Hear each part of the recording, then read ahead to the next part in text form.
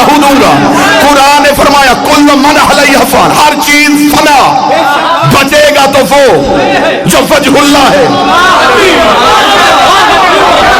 اب قرآن کو بھی پتا تھا بندوں نے ہجرت کا بستر والا من بھی نہیں ماننا، بندوں نے وجہ اللہ بھی نہیں ماننا. قرآن نے کہا میرے پیچھے ایک اور آیت نے سر اٹھایا، اس کا میرے پاس بھی ایک من چھپا ہے. میں نے کہا وہ من کون سا ہے؟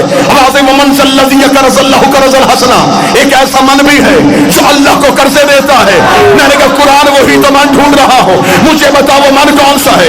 ایک اور آیت نے سر اٹھایا، اسے کل کفی باللہ شہیدا بینی و بینکم ومن عندہ علم الکتاب. قیامت والے دن ایک اللہ گواہی دے گا، ایک وہ من دے گا جس کے پاس کتاب کا پورا علم ہے.